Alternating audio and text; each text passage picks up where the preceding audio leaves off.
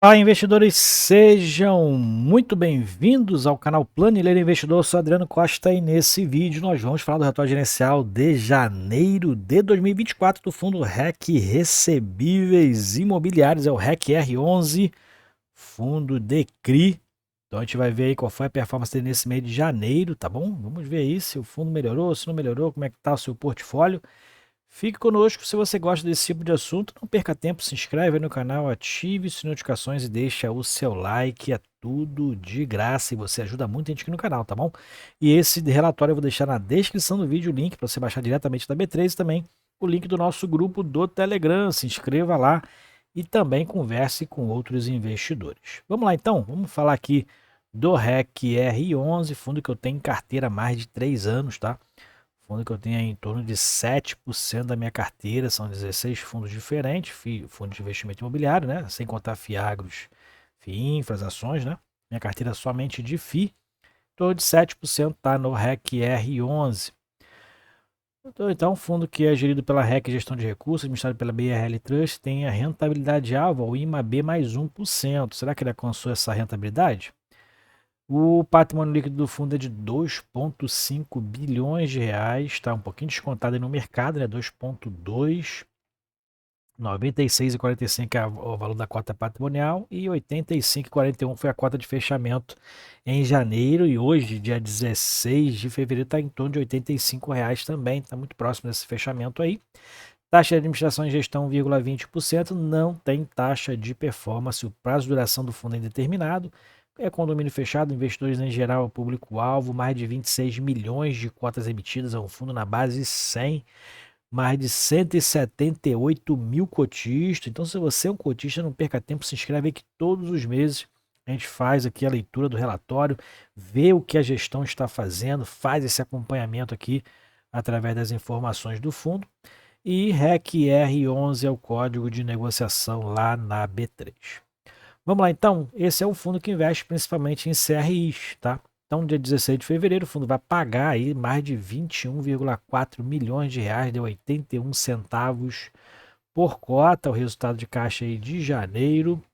85,41 foi o fechamento, que dá aí em torno de 0,94, 0,95% de yield no mês, o que somados dá 11,38%. No fundo, então, encerrou com 94% dos seus recursos alocados, aí são mais de 102 CRIs na carteira, são mais de 102 operações de CRI, mais 4 fundos de investimento imobiliário. Acho que é o maior que eu já vi em quantidade de fundos, né? Eu não lembro de quanto foi o do KNIP, que a gente fez a leitura pela primeira vez aí essa semana, mas do que a gente acompanha aqui já faz tempo, né? 102 operações aí que o fundo tem. Eu acho que o KNP não tem mais de 100 operações, tenho quase certeza. Então, é um dos maiores aqui do que eu já vi em quantidade de CRI na carteira. Não quer dizer que é diversificado, né? Assim, ele é diversificado, mas não quer dizer que são 102 empresas diferentes. Deve ter em torno aí de 50, 60 empresas diferentes, de repente 50 ali é o mais assertível, né?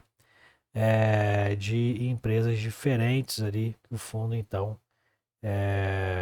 tem como devedor, né? Bom, e o fundo não tem previsão de uma nova oferta, captação de recursos, né? Por conta também que o fundo está abaixo do valor patrimonial, então não tem nem sentido fazer esse tipo de operação agora. Bom, o fundo distribuiu nos últimos 12 meses R$ 10,50 ali arredondando, né? E entre dezembro de 2017, que foi quando o fundo iniciou, né? E janeiro de 2024, então o fundo aí, ó, já está há bastante tempo no mercado, né? Então é em torno de 7 anos, né? É isso mesmo? 6 anos, né? 6 anos no mercado. Então o fundo aí partindo para o sétimo ano só no final de 2024, né? E já pagou aí um montante de mais de 100% daquilo que foi investido, do valor da cota na base 100. 103,2% foi a distribuição. Então o fundo aí com a rentabilidade muito boa desde o início.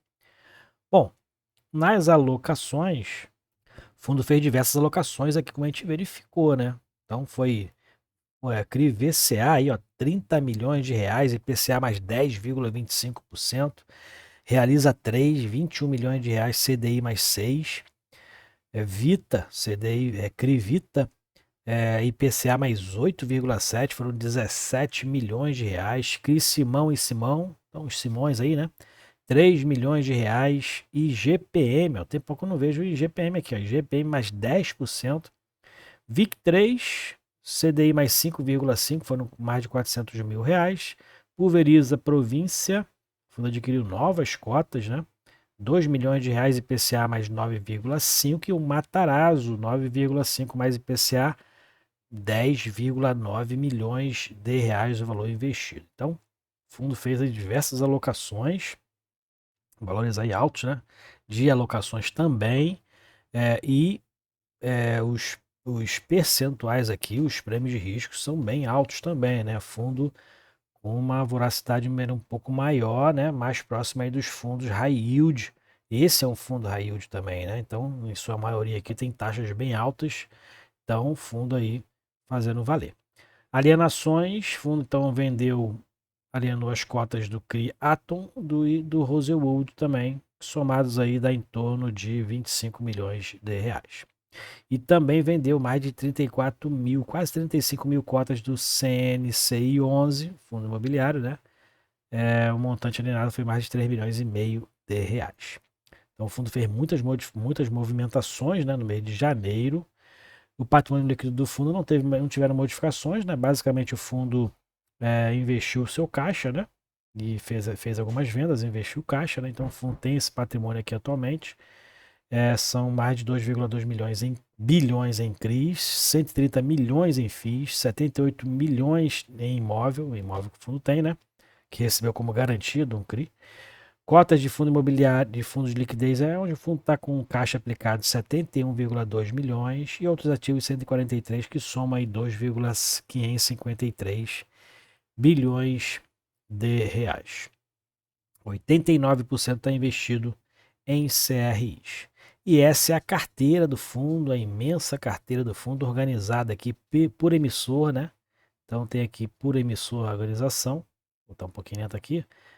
Bari, né? Canal, Habitasec, OPEA, Província, Travessia, True Security e a Virgo como as emissoras, as securitizadoras, né? E são 102 papéis, 102 CRIs, né? Tem várias repetições, a gente sabe, né? Devedores iguais, a gente sabe disso, mas tem uma boa diversificação e mesmo assim, apesar das repetições, tem bastante diversificação no fundo em relação aos papéis.